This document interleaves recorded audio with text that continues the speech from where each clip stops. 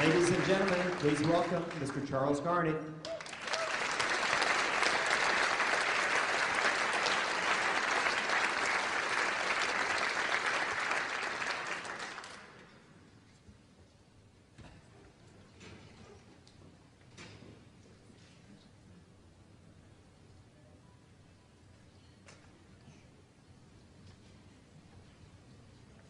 I just explained to Stacy that she shouldn't show me up when she's introducing me, so. Well, anyway, I really sincerely appreciate this honor. I'm very flattered to be included with Gordon Beam and Paul Bartlett. They're just wonderful long-term friends and great people that I've always admired. So, Gordon, appreciate you. I want to thank Mike Heitman, who's here tonight. The only thing I've got to say about Garney Companies right now is they showed me up too, just like Stacy here. I was doing, I thought, a pretty good job running the company, and I turned it over to the employees, and all of a sudden, wow, they get a lot better. So I don't know what that says about me, but anyway, I'm proud of them, and thanks for those kind words, Mike. I'd like to thank the Junior Achievement Selection Committee for this honor. There are thousands of people all over the place that are in service to the community all the time that deserve this honor as much more than I do. So I'll accept this honor in their name. The selection committee may not have known that I was involved in junior achievement like Gordon was, and I think Paul was too, a long time ago. In those days, I think they still do, they had mentors who would go into high school classrooms and speak to the young people. And this was, my classroom that I spoke to was in North Kansas City High School. And I was very fortunate that the teacher in the classroom that I spoke in was Bill Cross, my grade school friend. Went all through grade school with him. He was Dr. Bill Cross, and we had a great time together. It was great fun, almost all the time. There was a notable exception. I was sent up to Clay Como to speak to a junior high school group.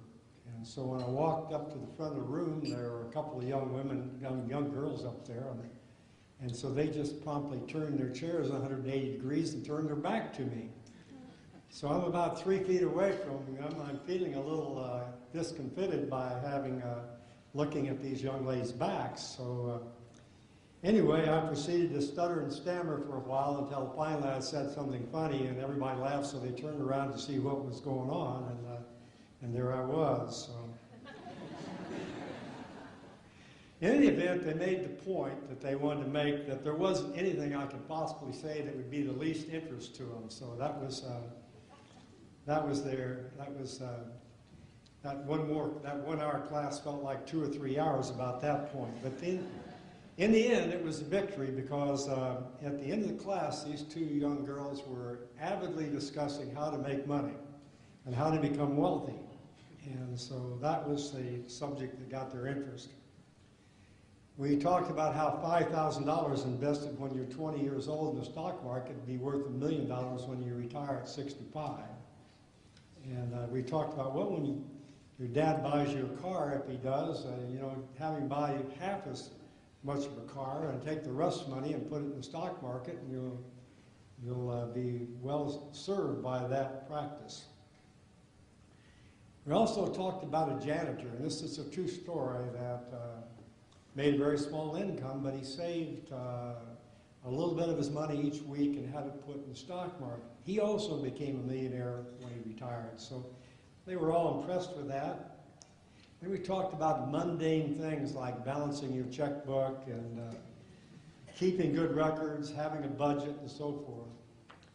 There were many laughs, and it was great fun being with young people as they pass into adulthood. As I look back, it was a little hard to figure out who had the most fun there, whether it was me or them. And from their point of view, the only thing they got was a welcome change from the boredom of Economics 101. Some of this time I spent teaching was in the late 60s and early 70s. How many of you remember those days, 60s and 70s?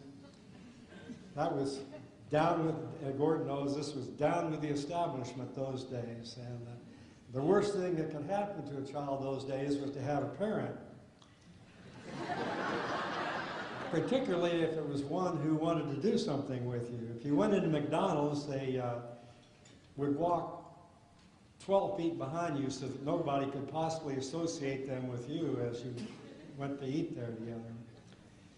Thank heaven things have changed, and children finally decided there's both good and bad in having parents, and mostly good. This new idea that maybe the establishment wasn't so bad actually started happening in the 80s, and they called that the synergy generation. And when you went into the local high schools those days and walked down the aisle, people would smile and say, "Hi, Mr. Garney," instead of bumping into you and other things that happened in the earlier ages. And all these good times and all those bad times, there's always been junior achievement, always making a difference, and always working toward helping our young people go successfully into adulthood. Thanks for this honor again.